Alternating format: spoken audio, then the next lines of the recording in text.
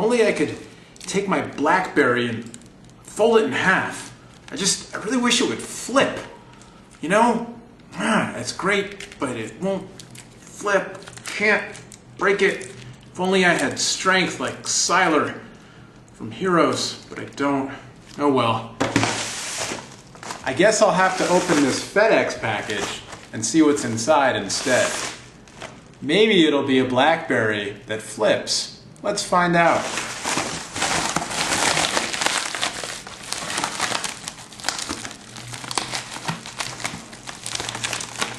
If only I had strength like Sylar and could open this package. What's this? It looks like a BlackBerry that flips. Alright, so yes indeed, it is a BlackBerry that flips. The BlackBerry Pearl Flip 8220. Looks like we've got the black version. There is a red one coming out as well. Right now it's a T-Mobile exclusive. In the box, tips and tricks, getting started, having fun. User tool, CD, terms and conditions, return policy, limited warranty. Here's the phone.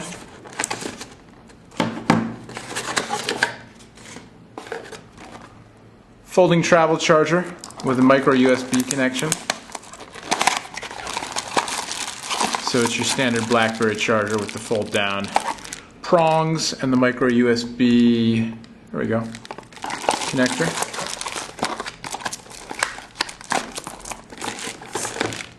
Data cable, USB data cable, micro USB on the other side. And your headset, 3.5mm with a stereo earphones and an inline microphone, remote control, doodad. And here's the phone itself, the BlackBerry Pearl Flip. Let's get the box out of the way here and take a quick tour around. Exterior screen, camera with flash and self-portrait light. On the side you've got your mute button, lanyard connector, 3.5mm headphone jack. Yay! We like those. Every phone nowadays should really have that, I think. Your micro USB port for your data cable and your charger. There's a hardware button. On the other side we've got a rocker switch, another hardware button, and your memory card slot. Ooh, there's a card in there already for me. Thanks, T-Mobile. It's a 256 gig micro SD. So here's the Flip. Here's the BlackBerry Curve. This is the Verizon version, but same difference. So you can see your size difference. The Flip is noticeably thicker than the Curve. And you've got the Sure type style keyboard here. Trackball, a little bit smaller trackball on the Flip than on the Curve. At least it feels that way. I don't know if it really is. I think it is though. I think it actually is a little bit smaller. Same buttons, your BlackBerry menu button, your call and hang up button, also does power, your back button, Sure type keypad there. Size comparison, another recent T-Mobile phone. This is the Nokia 5610. Roughly the same size as the 5610 when they're closed. The Flip, yeah, pretty much the same size. Maybe the Flip's a little bit thicker, and then the Flip's got that little bend on the back there. And then when they're open, obviously the Pearl Flip is much larger. It's noticeably wider than the 5610. You don't maybe see it as much side by side when they're closed, but if you put them up and down, definitely wider than the Nokia. Looking at another Flip phone with a keyboard, this is the Samsung Alias. So just for size comparison, footprint-wise, roughly the same.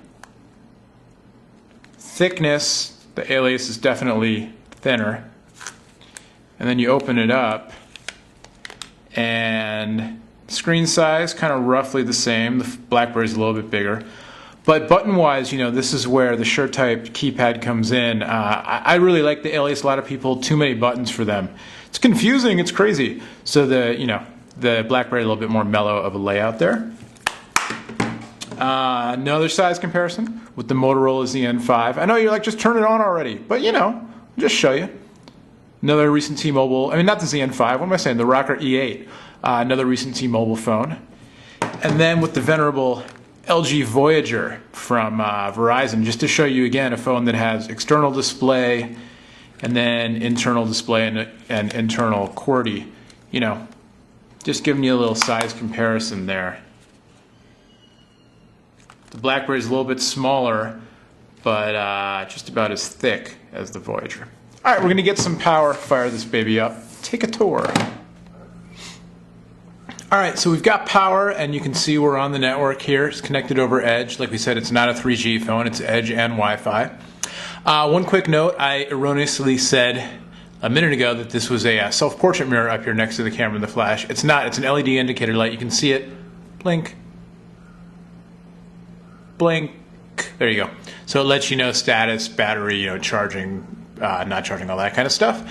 External display, it's nice the way it kind of fades into the glossy black there. It's not the sharpest display ever. On first blush, it looks really good, and then you look at it, and there's a little bit of pixelation or, you know, whatever, but, you know, not that big of a deal. We'll get into that more a little bit later. I like the clock motif here. Looks like a fine timepiece, and then your indicators, your email and text messages, and that kind of thing. Open it up, internal display. We will skip the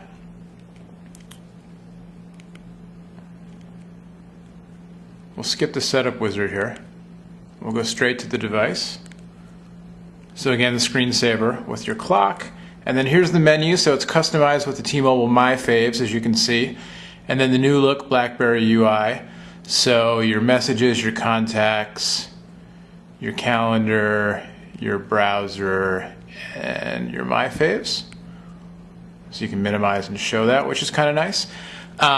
It looks like the setting on the trackball right now is a little bit twitchy. Either that or I had too much caffeine today, but I think getting the hang of it. It is a little bit smaller than the curved trackball, definitely, but feels like it works pretty well.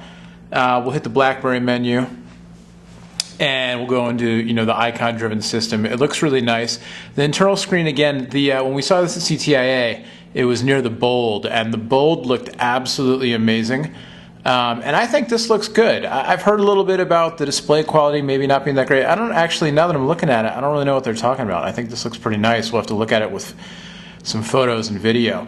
But so far, I think it looks really good. So you've got your messages, your contacts, your calendar, browser, all that stuff.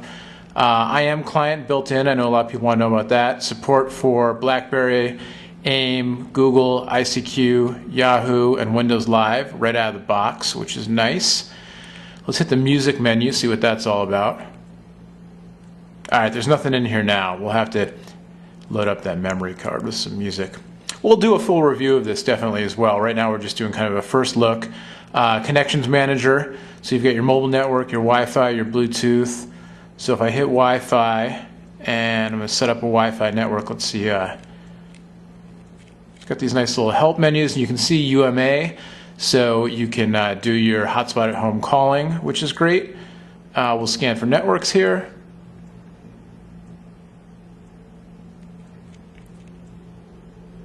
And there you go.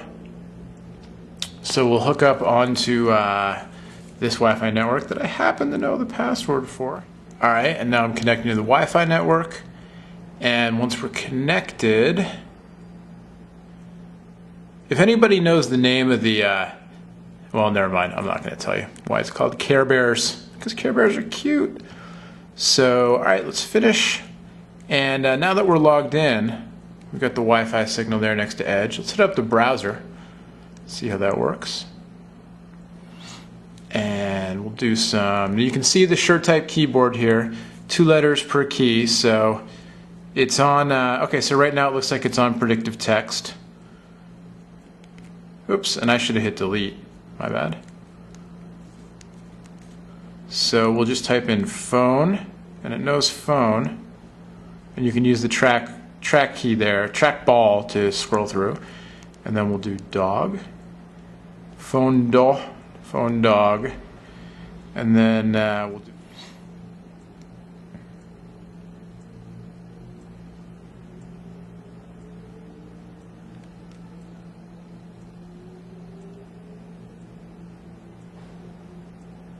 Now I know that this Wi-Fi network is pretty decent speeds. It's cable modem based. Aren't that many people using it. So yeah, it rendered out the whole page before it loaded. So that's why it looked like, you know, maybe it was a little slow loading. It wasn't as that slow. It was rendering the whole page before showing it up.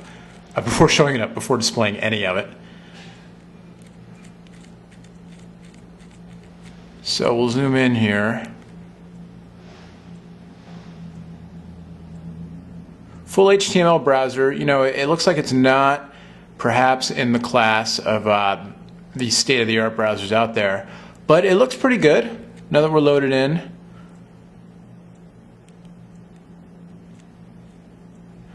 You can see, you know, the redrawing is maybe a little slow. It's also still loading up the whole page. But there you go. I'll just give you a little quick preview. Again, we'll get into this more when we do the full review. Let's take a look at the messaging.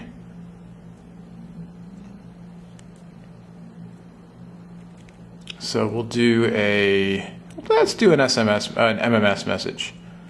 Use once, phone, 555-555-1212.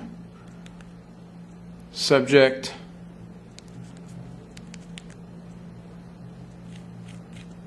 I was going to say hello, but Halloween, sure. So you can see the predictive text. With the short type it works well. The keys are nice and big, which is good. I could definitely type on this. I'll do...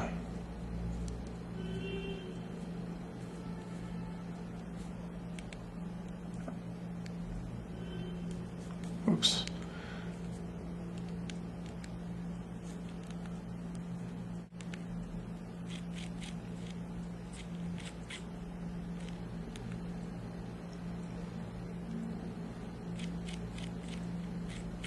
So I can attach a photo. All right, so let's take a quick look at the, here's the media interface. We went straight to music before, didn't have any, but you can go to your full media library here. Voice notes, also the hardware button on the side you mentioned before is the voice command button. We'll go to videos, see if we have anything preloaded. This is the same one they had at CTIA.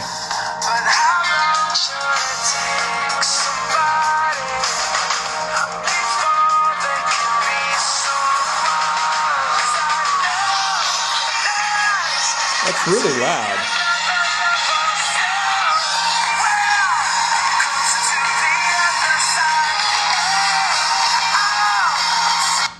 A little bit of a lag there in hitting the pause button, as you can see, but the speakerphone's quite loud. If we play, we go to the outside menu, we'll get the sound only. Oh no, it's stopping. Okay, so we won't get the whole thing. We won't get the video playing on the outside there. Quick look at the camera app.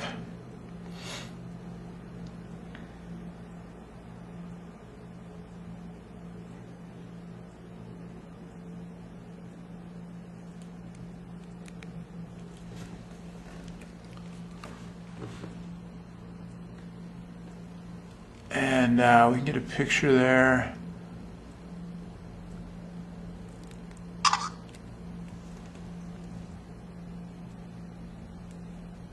So there you go, inside the camera app.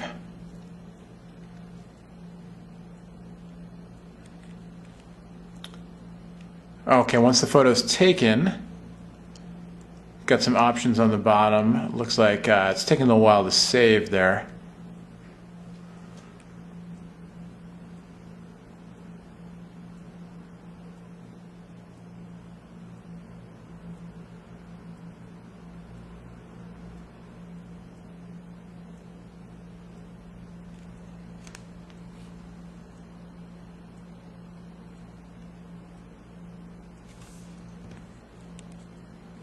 And so once it's saved, we can crop it.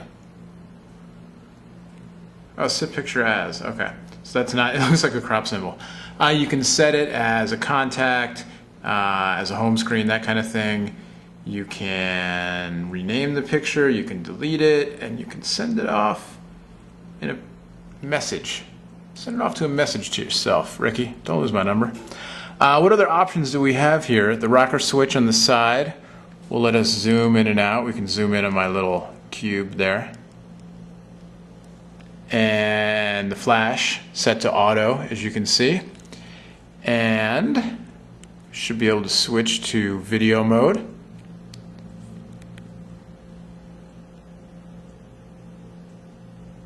See, this is what happens when I do these live unboxings. I get all into playing with the camera, with the phone on camera. So there you go. Lots of other things going on this phone, and you know, I'm just going to have to check them out and get back to you, or else we could be here forever.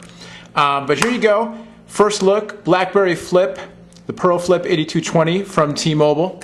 We'll get the box in there one more time. It's the first ever BlackBerry Flip phone, as you can see. Wi-Fi, UMA for hotspot at home calling, 3.5 millimeter, oh that's why, because my memory card had popped out, 3.5 millimeter headphone jack, stereo Bluetooth, so you know, if you want to use the headphones that came with it, you can. If you want to use your own, you can just plug them right in. If you want to use some stereo Bluetooth, you can do that. And there you go. It's the BlackBerry Pearl Flip. We'll have much more on the Pearl Flip on PhoneDog.com in the days to come, and we'll be back with a full review here on the video channel as well. So stay tuned. I'm Noah from PhoneDog.com. Thanks for watching, and your questions about the Flip, send them in or hit us up on the Facebook page. Become a fan, PhoneDog.com on Facebook, or you can hit us up on Twitter. PhoneDog is the name on Twitter. We'll see you next time.